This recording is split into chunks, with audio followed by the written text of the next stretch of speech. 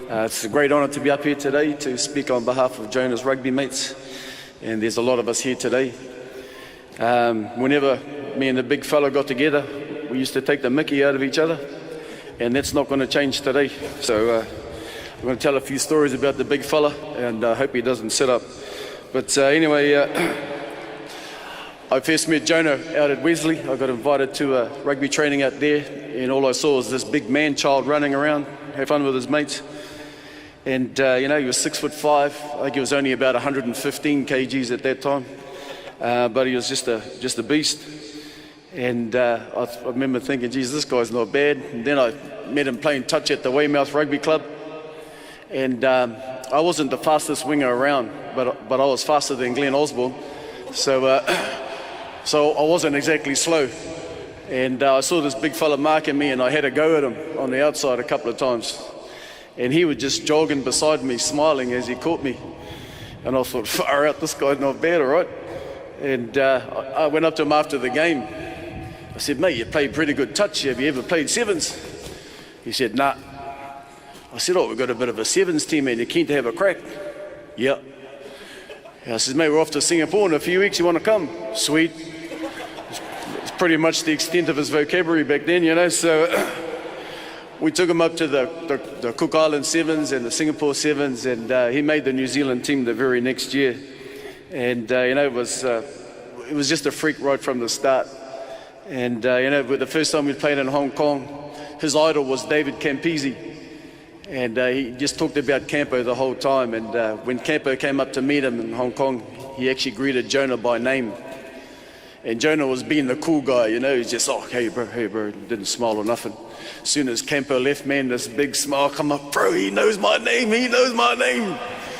And by the end of that weekend, he knew his name all right, because Jonah ran over him, around him, and right through him. So after the game, Campo come up to me and said, who the hell was that big, well, it's sort of that large, dark person, I'll put it in those words, but... He says the sooner he goes away, the better. But anyway, as I got to know the big fella, it's sort of like he was two different people, because he was an absolute beast on the field, especially when I knew he was going to play well when the nostrils started flaring up. And I always used to make fun of him. I said no one could catch him, because whenever the nostrils flared up, he took all the oxygen and no one had anything else to catch him. So as soon as I knew those flossils were flaring, man, we were away, we were on it. He was just such a humble guy, and such a beast on the field. But off the paddock, he was such a humble, respectful, generous. I'm glad he had managers over the years, because that fellow would have ended up with nothing, because he'd give it all away. And he was just a lovely guy, and he's just a typical island boy, I guess. That's how they're brought up, to be respectful. And Michael Jones told me there's an old Polynesian saying, it's better to walk into a room, sit at the back, and be asked to go to the front, than to go into the room, sit at the front, and be told to get to the back. So anytime there's a group thing, all the brown fellows will always be at the back, because it's not cool to be out the front. And Jonah was one of those fellows, definitely. He was definitely one of those guys. But I had the great fortune to travel to all the islands, Cook Islands, Samoa, Fiji, Tonga, and the Pacific Islanders are the friendliest people in the world until the whistle goes. and then it's watch out, mate, because I think the only way I used to get the big fella up for games, I only learned 2 Tongan words, apart from the bad ones. But the only words you had to say to him was tamatei, which loosely translated means gill him. So he was a pretty easy fellow to motivate just quietly. Jonah was, I had a lot to do with him. We did a lot of training in all the fields around South Auckland. There was a love-hate relationship. I loved training. He loved the Manukau City food court.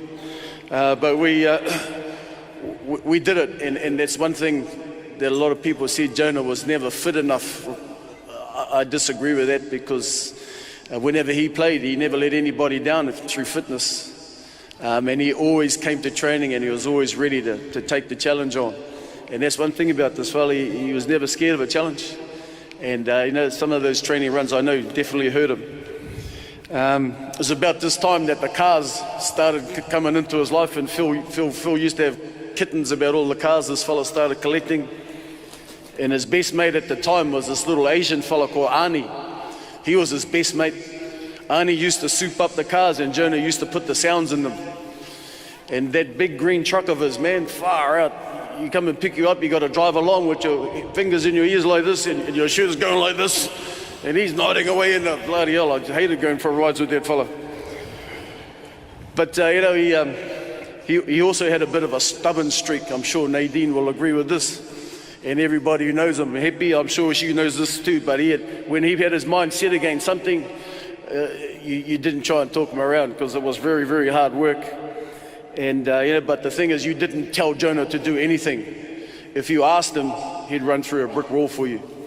And, when Laurie became the All Black coach and selected Jonah at the start, those two never got on very well at all, because Jonah didn't know how to talk to this southern man, this Palangi fellow from down the South Island, and Laurie Mains didn't know how to talk to a young island boy from the south side. So I kind of became the go-between between the two of them for many of their conversations. So Laurie would tell me what he wanted to know. I'll go and ask Jonah, get the answer, go back, tell Laurie. And for some reason in All Blacks, Laurie wouldn't let us eat eggs. And one morning, it was before one of the trials before the 95 World Cup, the coaches all went to the gym. So we're in the breakfast room and the boys are just going for it, man. We're eating anything we like. And Jonah had this French stick, this baguette, and he had 16 boiled eggs in it. And he was eating it like this, and he was someone was taking photos of him. And anyway, Laurie Mains come walking back into the breakfast room, and he went through the roof. He comes over to me, he says, "What the bloody hell is he eating now?" And I'm just having my Weet-Bix, man. I'm just trying to stay in the team, And he says, "You bloody well get over there and tell him to think about what he's eating." So I went over to Jonah. I says, "Mate, Laurie's a bit angry about what you're eating." He says to me, "You go tell him to go get hard." I'm looking back at Laurie. He's waiting for the answer. I walked back over. I said, "Oh, he said he's just about finished." So, it was pretty rocky at the start, but by the end of that year, Laurie Mains in his last test match was carried off the field on the shoulders of all the players. And Jonah was one of those fellas who carried him off, so they came a very long way, and a great respect and friendship. And, it never happened to an All Black coach since. But to be fair to this year's All Blacks, it's a pretty hard ask to get Steve Hansen up on shoulders. But anyway, life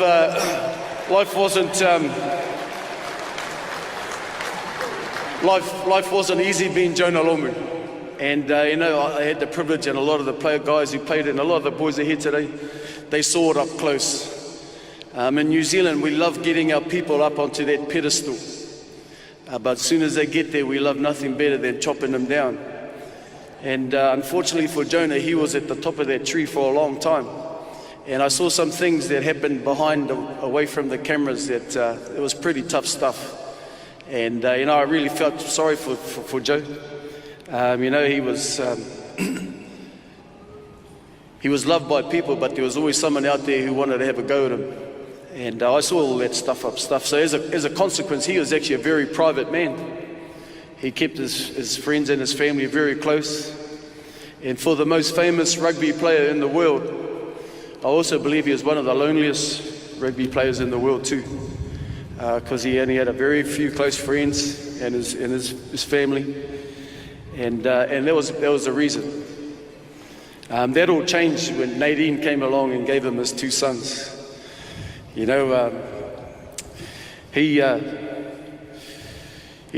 of us mates, when those boys came along, man, we got brushed big time. We had nothing to do with us, and that was great because, it was the first time I seen a real joy in him. And as Hardy said just before me, it's just the real tragedy of his death is that he's not going to see these young fellas grow up. But Nadine, I just want you to know that I've been around the fella a long time, and this is the happiest I've seen him. It's the happiest I've ever seen that fella. So, I know he's gone, but I know he'll be looking down over you and the boys, and all the mates and family will be there to help as well. So you are not alone. Jonah feared no man, but he did fear one person, and that was his mum, Hepi, because he was the jandor. I think that he's still scarred from the jandor, Hepi. But when his mum said things, that he acted. He didn't listen to anyone else but his mum. And to you and to Missy and your sons and daughters, I just want to thank all of the Lomus for sharing your son, not just with New Zealand, with the whole world. And you know, it must have been hard for you guys because everyone wanted a piece of the big fella. So I just want to say thank you for sharing your son with us. Jonah reached heights on the football field that never been seen before. And you know, it's hard to imagine anybody reaching those heights ever again. I'm sure someone will come along one day and it's going to be a great sight to see because the benchmark's been set pretty high. He was an inspiration to a whole generation of kids growing up in this country and across the world. And not just in rugby either. You know, I think there's still another whole generation of Julian Sarvers and Joseph Parkers and Manu Vatavais and Valerie and Stephen Adams. There's a whole generation of kids still to be inspired by this guy. He was feted the world over, probably more so overseas than here in New Zealand, as Hardy said too. And the best part about this fella was he did it all without the slightest hint of arrogance or ego. You know, when the Dallas Cowboys came knocking, and it was a big contract. He showed me their contract. It was a lot of money. And he turned it down. I said, why'd you turn it down, man? He said, oh, it's only money. It's not everything. I said, money's not everything, but it's right up there with oxygen, bro. You do need it, you know. And that's a lot of oxygen, brother. That's a lot of oxygen. But, you know, all he said to me was, you know, I just want to play rugby with my mates and I want to play in that black jersey for as long as I can. And that's the reason why he stayed with football. So, you know, he's going to be remembered as a colossus on the football field, no doubt about that. But I'm going to remember him as a good mate. And most importantly, a loving dad. To Joey, on behalf of all your mates that are here today, brother, we're just blessed.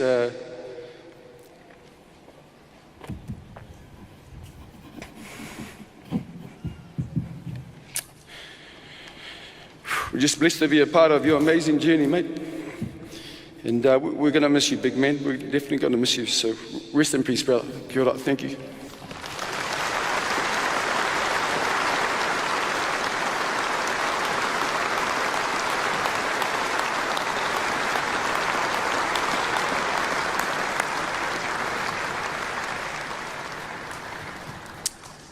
Eric Rush, that was fantastic.